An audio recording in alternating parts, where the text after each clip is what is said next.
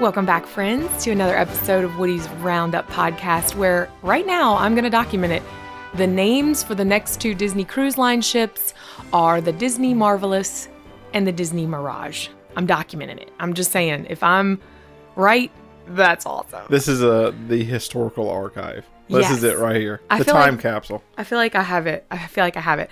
And just for the record, I asked Woody, hey, Woody, what do you think the next two Disney Cruise Line ships are going to be? And you said Imagination and Adventure. Yep. Yeah, we'll see. Okay. No, I'm kidding. We'll see.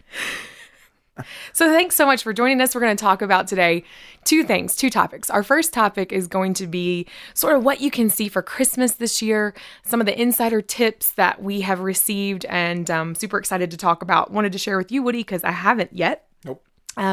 What's coming for Christmas. So last Friday, so a couple days ago, was the first Mickey's Very Merry Christmas party. Now, we have not been to that yet. No, we have not. And so as I look on to Instagram and as I look on to, certain websites, I just get so overwhelmed and want to go. But what you can expect for this year, party guests can purchase that actual night. So it started on Friday night and it goes through till December 22nd.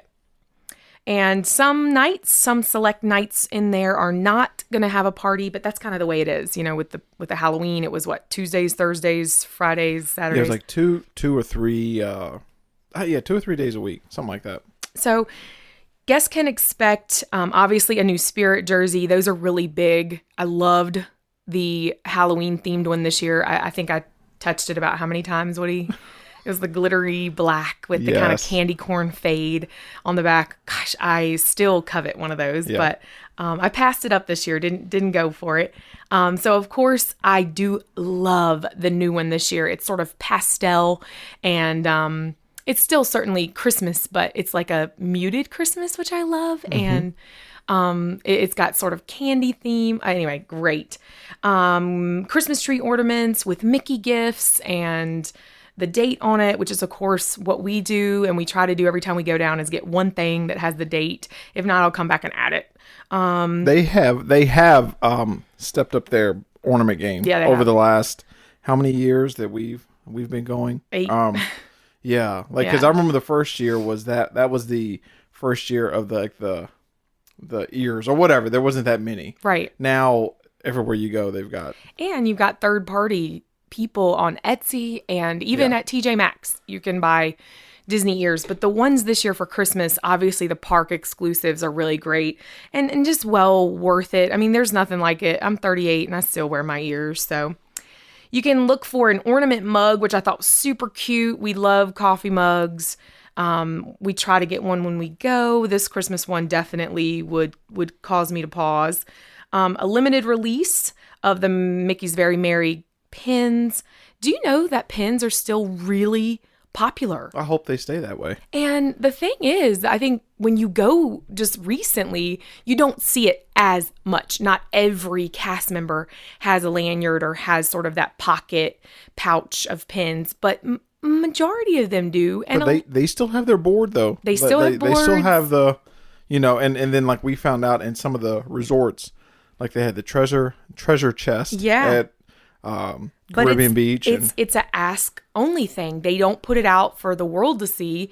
It's if you ask that particular cast member at the resort, then they are allowed to tell you, oh, and by the way, we have a treasure chest. So that's really cool. It's like that sort of secret menu that they have at Art of Animation. Yeah. It's just all about getting sort of guests to interact with cast members. I love it. I hope they never do away with it. Yeah. So pins are still really in, and I hope, like you said, I really do hope that they continue to do that. We are slowing down, I guess, in our pins. Woody, you didn't trade a lot this year. Well, so not to get too off topic, whatever. But I remember the first couple years we went, you were heavily into pins, which is great because they're easy to collect. Like you can bring them home, put them on a board, put them in a folder. And they're easy, right? I was into the Vinylmation. Yes. That was, it had just hit, I can't remember like what year it was into it. And I loved that. But that was a little bit more expensive and a little bit harder because they made it so that it was like a mystery. Like everyone you got was basically a mystery. Yeah. And that was kind of, like, I mean, it was fun, but it was also like, I've got 4 of these. I still need this one. And so, I mean, I wish they still did that, but yeah, pins are fun though. Pins are easy. Like they're just fun. They're easy to collect. You can like, we had them in our bag and we had like probably 100 in our bag this time. So yeah. So speaking of pins and staying on that topic just for a second, this year you can expect to see the mystery holiday cookie inspired pins, which that sounds amazing.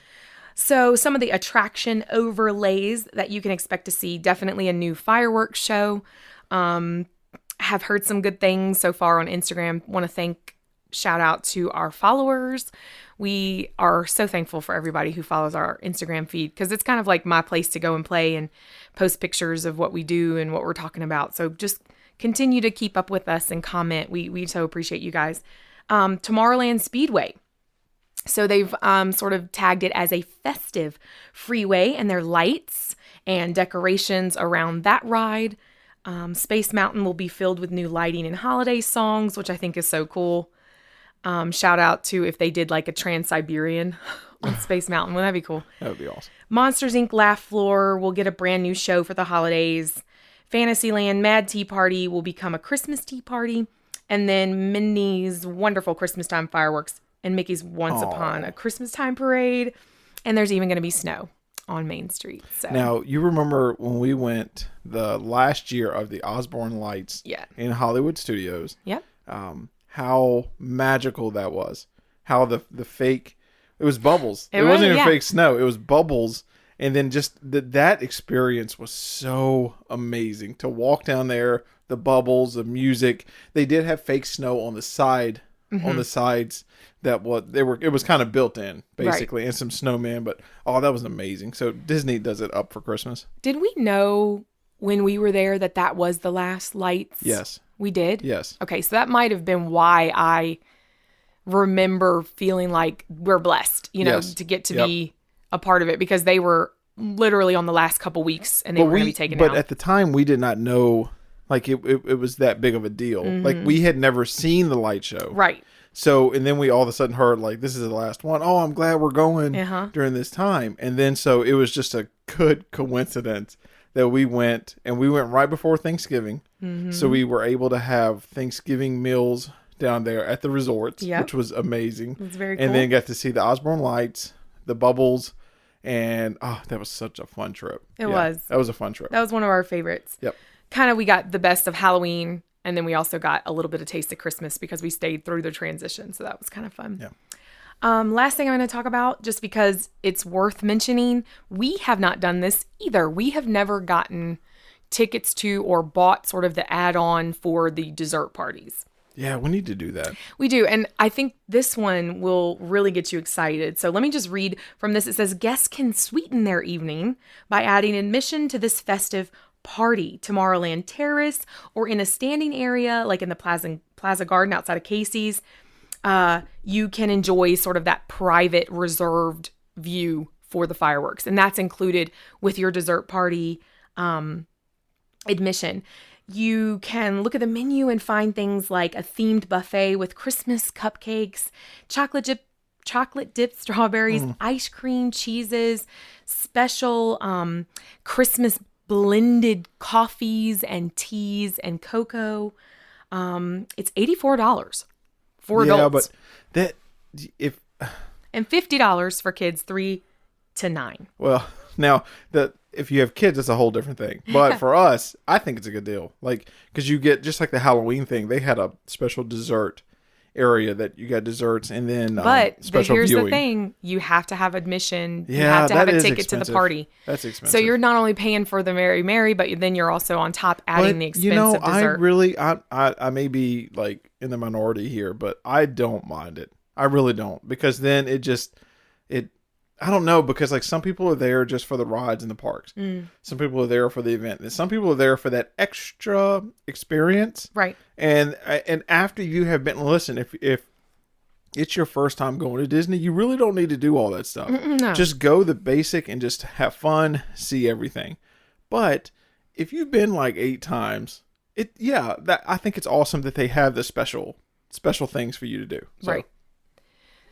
So we talked about what we were going to talk about second on this episode for you guys, and we thought we would sort of gravitate towards the underrated, most, I guess you could say, not celebrated in our opinion of those Disney movies, and the ones that break your heart because you don't see a themed ride after it, or you don't see the merchandise, you don't see the continued, sort of push. It's that list we're going to look at today. So nice. See, I do not get a heads up with this stuff. So she will write her notes for the show, and then I'm like, well, what are we going to talk about? She's like, you'll see.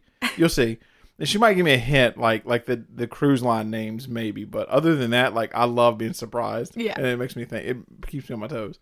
So what do you think? And I guess I'll give you 5. What do you think, in your opinion, are your 5 that you think, if Woody's opinion even mattered at all? Yeah, in the Disney world. What are your... Does Woody's opinion matter? Yeah. What are your 5 that you feel like don't get enough attention? Ooh. All right. So this is a big category, though, because you've got animated, you've got live action, you've got... Well, you can group So I'm them going to do group, right? Okay. And it's funny that you said this, because I actually watched probably one of my biggest ones last night, was John Carter. Like, I watched that for the 3rd, 4th time, randomly, because you weren't home. You were at a family event, and then I was like, I'm going to watch something. And then that reminded me just how underrated that movie actually is. So yes, I would have to say my first one right off the top of my head is John Carter. That came out in 2012. And that was, I'm telling you, like, if people would revisit that movie now, they would get it. I think at the time when it came out, the budget was so over budget that everybody, and you know how it is, that you catch the sites and you catch news like, it's over budget, it's not, it's only getting 42% on Rotten Tomatoes. Okay, blah blah blah. Now I think people are starting to go to the movies and like what they like and ignore the critics, which they should. And if they were to rewatch this movie or watch it for the first time, yes, I this is a bold statement, but it is up there. It could have been up there with the true epics, like Lord of the Rings, Avatar. Really? It could have been. I loved this movie because it was one of the very few movies where at the end I was like, oh, I hope they do a sequel. It would really, like, last night rewatching it, I had the same feeling, like, man, I'm not ready to close the book on this world, on these adventures. I'm not ready at all. But yeah, that's a good one. And that if in the world of Disney, if I had any pool, which this would be a bold thing to ask, I would do a sequel to that without ignoring the first one. Like, I would do a direct sequel to that one, same cast, same everything. I loved it. That's one of those movies that I love.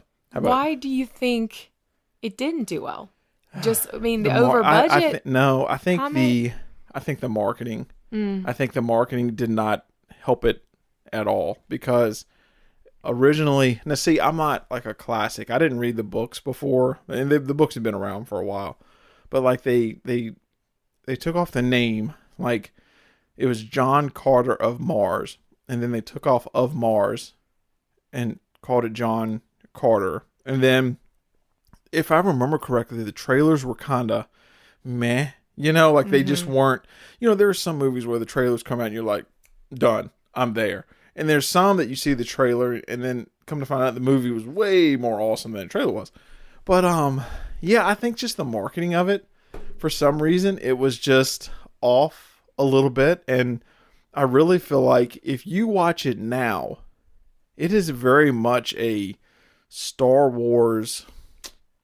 it is more like the original Star Wars trilogy movies Okay. than it is the new ones, which that is a compliment. That's a huge compliment. It's just kind of, the story is a little, it kind of goes, it takes a little bit to get into, but yeah, if you have not seen that movie and you want like an epic fantasy adventure that is clean, that is not, you do not need to know too much of the, I don't know, the whole world of it. Absolutely check out John Carter. Plus, I loved the merchandise for this movie back when back when Disney was doing it, because we went that first year when it came out, and the shirts and everything looked so cool. And I just wish that movie would have taken off, because we would have probably seen John Carter in Animal Kingdom. You know what I mean? Like, it would have been that instead of Avatar, maybe. But Avatar's great, so Sure. yeah. But yeah, I would say John Carter. How about you?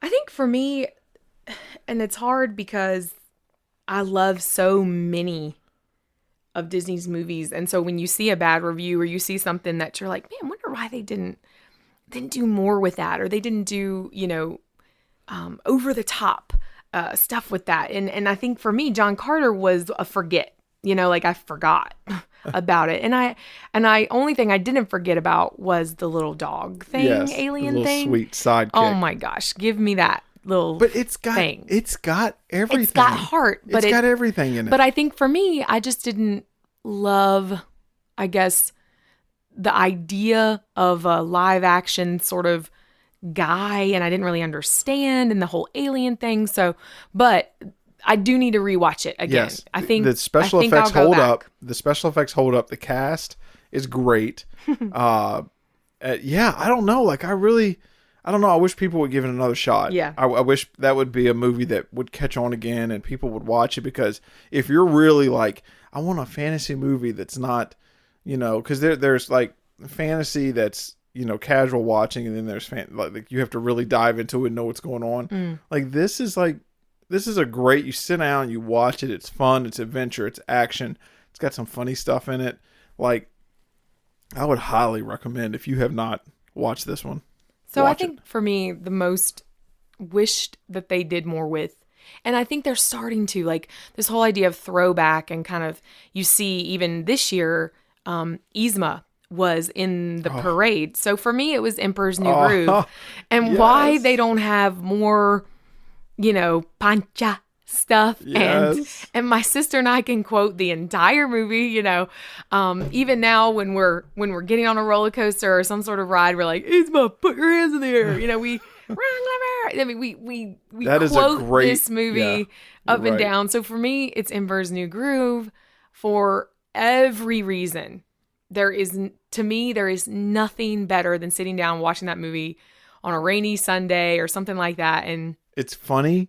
It's got you're absolutely right. That is such an underrated movie. I remember going to the theater seeing that we had a dollar theater here at the time. You remember that? yes, And I remember going and seeing it then, and just thinking to myself, like, this movie is hilarious. I mean, It is not. It is like not. It is a Disney. It is like the perfect, in my opinion, like, yeah, for my humor, and your humor. Like, yeah, that's a great one. Good job on that. yeah. What about you? Any others? All right, so John Carter, number one. I would say, all right, so I know this one was a hit. Well, I'll come to that one. Later. Okay. All right, so let's rewind it to like an old school animation movie that Okay. I wish you saw more of, and it's Robin Hood. Hmm. Like, I don't see enough Robin Hood things. And I feel like that could be, like, I love that movie. Mm-hmm. Like, that movie is, I don't know why. I cannot explain it. Like, that one has a direct line to my heart. Like, I just love it. So, and I wouldn't mind if they did that movie, if they redid it in CG now. But don't do it like the new Lion King CG. Like, not realistic, but like Zootopia Right. CG. Like, I feel like that is a story and the characters and everything that, oh my gosh, just I know. I wish I saw all of them in a parade. I wish I saw more merchandise with them on it. Like, that is one that I feel like a little bit underrated, and you could do something with it, something. Oh yeah. So for me, I guess my second pick would be Oliver and Company. I see, gosh, I don't even remember that one. See, I there need to you go. watch that. Breaks Yeah, my you're heart. right. Yep. That's one that we will have to sit down and watch very soon, especially with Disney streaming coming out, Disney Plus. We're so excited.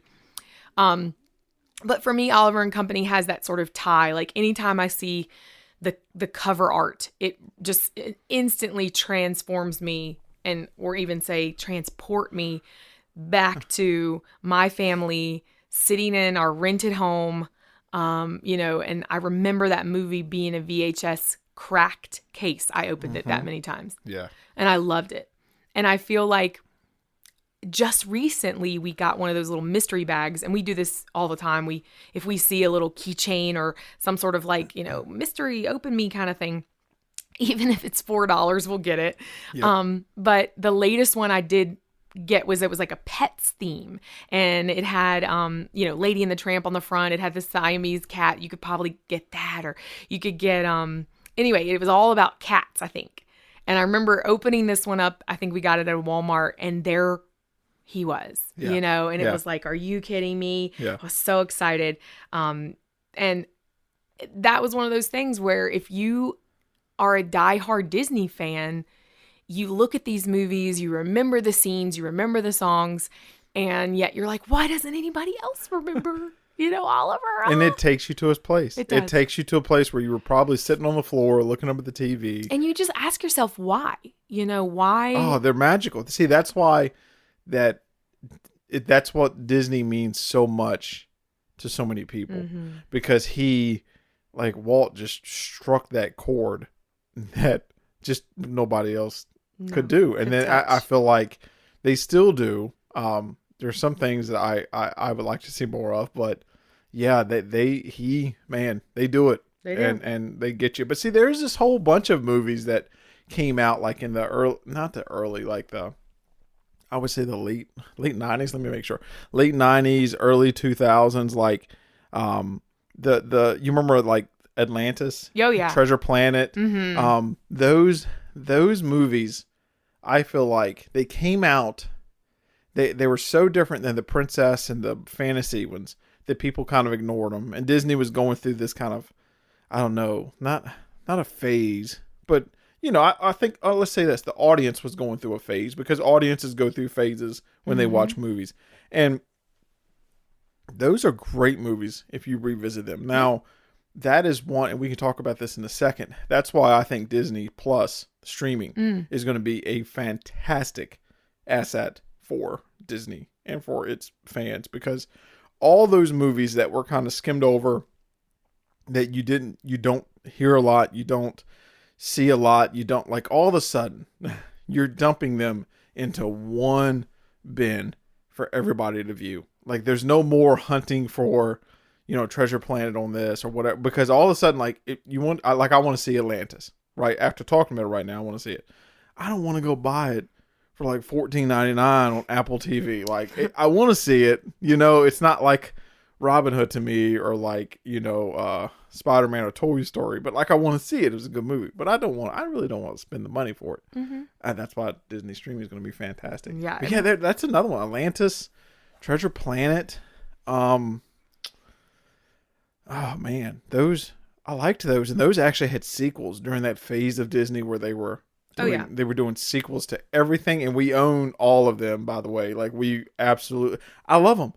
I wish they did. That's one of the things I wish they did more of now, or those just direct to DVD sequels, because we ate those up. You and I, you remember when Blu-rays first came out, they had come out with the vault, like out of the vault. They were releasing like Lady and the Tramp 1 and 2 together, Pocahontas 1 and 2 together. Yeah. Like all the random sequels that you're like, wait, they made a sequel to this? Like, it's weird, but like, it works. Like Scamp's Adventure, like Lady and the Tramp. Oh, yeah, it was fun though. So Cute good. little Peter Pan. There's a sequel to that. Wow. Yeah. Oh, I got another one. Not to interrupt you. Go for the it. Black Cauldron, like that one, and The Sword and the Stone. Like, why? Those are old school movies that are like, man, Yeah. people don't talk about them enough. I remember The Black Cauldron being one of those movies where I was like, this is scary. Yeah, what was the villain's name? The Horn King? Is that? Oh yeah, he's a good villain. He was a great villain, but he was like Yeah, he's terrifying. Is this PG? Like you didn't really know Yeah, it's a little what scary. was going on. And I think along the lines of the Black Cauldron, it's gotta be watched because it's Disney. Yeah. But I would argue that that movie doesn't know what it wants to be. For me, I didn't understand it. I just couldn't get my head around it. But the same could be said for Hunchback of Notre Dame, because Yeah. that one did okay and got great reviews, but I would almost argue the same with that there's some moments in it, it's like if I would have been in the theater with a little kid watching it, I'd have been like, because oh, Frollo, I know, creepy. like, and it was like there's some moments where it's like, I probably could have done without that. But Yeah. but if it was an adult movie or like a, more geared towards adults, then that would have been, that's okay. But maybe that's why you don't see too much of that. And Hercules, you don't see Hercules around the park at all. Like, it was a great fun movie. I think probably my sister's favorite Disney movie of all Yeah, time. that's a great movie. Good music. Like Danny DeVito was the little oh man. Somebody has to tell me what. Pain and Panic. Was he one of Hades? No, yeah, they were in it. No, he was like the oh, come on. Centaur. Yeah, or something like that. Yeah, something like that.